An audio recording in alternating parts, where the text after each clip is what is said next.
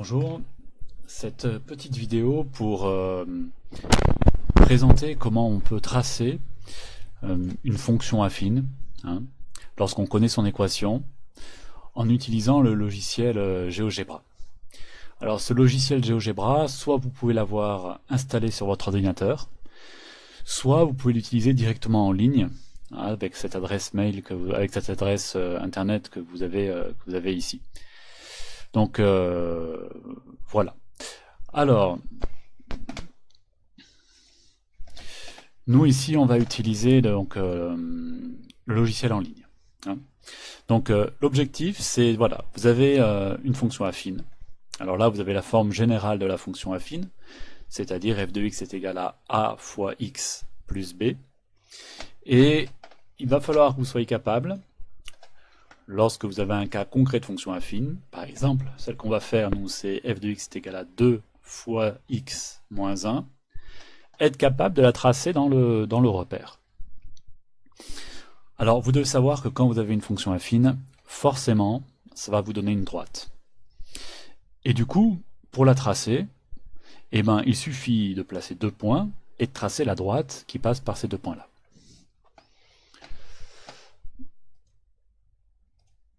Alors, sur ce logiciel, GeoGebra, vous allez avoir besoin de quoi pour tracer votre fonction, votre droite?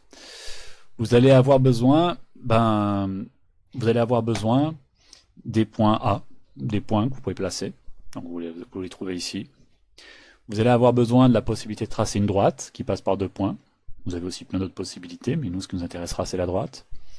Et vous allez aussi avoir besoin d'une chose un peu plus originale, c'est dans cet onglet-là, qui au départ a cette forme-là, hein. Voilà, dans cet onglet-là, vous allez avoir besoin de la pente de la droite, le coefficient directeur de la droite. Alors, comment s'y prendre? Et puis alors, la flèche aussi est importante parce que ça nous permet après de déplacer un peu l'écran et de pouvoir manipuler les choses sans intégrer de nouvelles choses dans le graphique. Alors, pour placer deux points, bon, c'est très simple, hein. Il suffit de sélectionner les points, vous placez un premier point, vous placez un deuxième point. Alors moi, ces points, je vais les renommer, parce que A et B, ça m'intéresse pas trop, je vais plutôt les nommer C, et puis celui-là, raté. Donc je vais le renommer, on recommence. On va voir si ça marche comme ça. C, hop, voilà. Et celui-là, je vais l'appeler D. Voilà, donc maintenant on aura deux points qui vont s'appeler C et D. Donc peu importe comment ils s'appellent, mais je préfère. Voilà. Et ensuite, pour tracer la droite qui passe par ces deux points, donc je sélectionne la droite, et puis je clique sur le premier point, et puis sur le second point. Ma droite maintenant est attachée à ces deux points. Si je vais sur la flèche, hein, je peux déplacer les choses, et c'est l'avantage de ce logiciel, c'est qu'après je peux déplacer les points comme je veux, et ça fait bouger ma droite. Je vais effacer ce petit point là qui s'est rajouté en plus, là, je sais pas ce que c'est. Comment on fait pour l'effacer? Je ne sais pas. Bon, on va voir ce qui se passe avec lui. Non, il bouge pas. Bon, on va pas en tenir compte, hein, de ce petit point là. Voilà, donc autre chose qu'il faut faire apparaître sur la droite, c'est quoi? C'est la pente, comme je vous avais dit, hein, la pente. On la fait apparaître comme ça, on sélectionne la pente et on clique quelque part sur la droite. Et il vous fait apparaître ce que j'appelle le triangle de la pente, c'est-à-dire un triangle où on se déplace, on part d'un point de la droite, on se déplace de 1 à l'horizontale, et après on remonte jusqu'à la droite, ça nous fait un triangle, là, et puis cette remontée là, ça nous donne une valeur, le coefficient A, le coefficient de la pente, ici 0,39.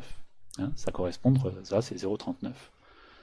Voilà, par exemple, si je prends un autre coefficient, quelque chose de peut-être, voilà, 1,31, c'est-à-dire que de là jusqu'à là, on a une longueur qui fait 1,31 par rapport à la graduation, bien sûr. Alors, comment faire maintenant pour finalement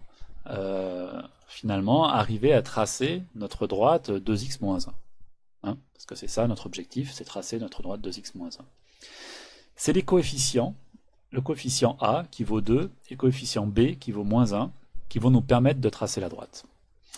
Alors, il faut connaître la signification de ce coefficient A et de ce coefficient B, sinon on ne peut pas y arriver. On commence par le coefficient B. Quelle est sa signification? Le coefficient B s'appelle c'est l'ordonnée à l'origine. C'est-à-dire, ma droite, elle coupe finalement mon axe des ordonnées, mon axe vertical, elle le coupe en un point particulier. Et bien alors, elle doit le couper pour la valeur -1. Ça veut dire par exemple ce point, le point D, je le prends, il faut qu'il vienne en -1. Ma droite doit obligatoirement passer par -1. C'est la valeur du coefficient B qui me le dit. Maintenant, comment je traduis le coefficient 2, le coefficient A, ici qui vaut 2? Le 2, c'est la pente de la droite. Alors, je vais prendre mon deuxième point, je vais le déplacer, et il faut que finalement ma pente, vous voyez le coefficient de la pente là c'est moins 0,75, il faut que cette pente, elle fasse 2. Donc 2, ça veut dire que ma droite va être croissante. Donc voilà, plutôt comme ça, d'accord? Et je cherche quand est-ce que ce coefficient va devenir égal à 2. Là je m'en approche, hop, vous voyez, là il est égal à 2. Je vais agrandir un petit peu les choses pour que vous voyez mieux, hein, que vous voyez mieux ce qui se passe. Alors attendez, on va venir, on va zoomer, voilà. Donc on est là, voilà. C'est-à-dire que si vous regardez bien, ma droite coupe l'axe vertical des ordonnées en -1, ce qui correspond à mon coefficient -1 qui est ici. Voyez. Et puis ma droite a un coefficient de pente, d'accord, un coefficient de pente ici qui vaut 2, d'accord, qui correspond à ma valeur 2 que j'ai devant le x, le coefficient A, coefficient directeur de la droite. Voilà comment on a pu tracer donc cette droite là, hein, f de x est égal à 2x moins 1. Alors maintenant, on peut essayer, maintenant que vous avez compris, j'espère, vous pouvez essayer de réfléchir à un deuxième cas. G de x va être égal à moins 0,5x plus 4. Comment faire pour tracer cette droite-là? Il serait bien que vous fassiez une pause sur la vidéo et que vous réfléchissiez. Bien, et bien on va voir comment on fait. Alors, même méthode, c'est-à-dire qu'on commence par le coefficient b, il vaut 4. Donc ma droite va couper l'axe des ordonnées en 4, ici. Allez, je fais monter mon point jusque là-haut.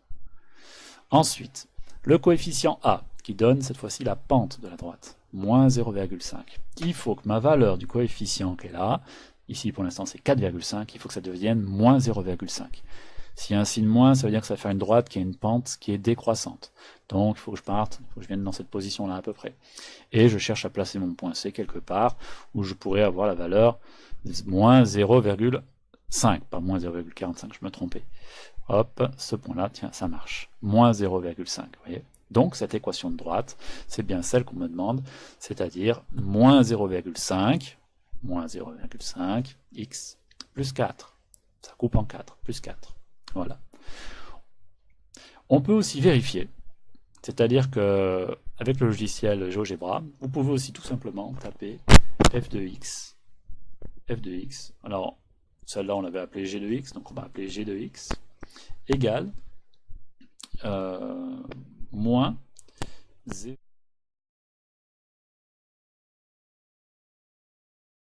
C'est un petit problème de paramétrage. Moins 0,5. Hop, je suis toujours là. X plus 4. Voyons voir ce que ça va nous donner. Hop, on sent que ça a changé de couleur. C'est-à-dire que si jamais je fais par exemple les propriétés et que cette droite-là, son style, je vais agrandir l'épaisseur, on voit bien apparaître que dessous notre droite, on a tracé une autre droite, c'est celle-là. Donc c'est la bonne, parce qu'elle a la même équation. Vous voyez, moins 0,5x plus 4, moins 0,5x plus 4. En fait, on a les deux mêmes droites. Regardez si je déplace mon point, ma droite je la déplace, mais celle qui a été tracée dessous, celle-là, c'était bien la bonne. Ce qui nous permet de vérifier si notre travail était juste ou pas. Voilà, bon, j'espère qu'avec cette petite vidéo, vous avez compris des choses sur comment on peut tracer une fonction affine. J'espère que ça vous a permis de mieux comprendre ce que signifiait le coefficient A et ce que signifiait le coefficient B. Et puis que vous serez à même de tracer d'autres fonctions comme ça sur GeoGebra.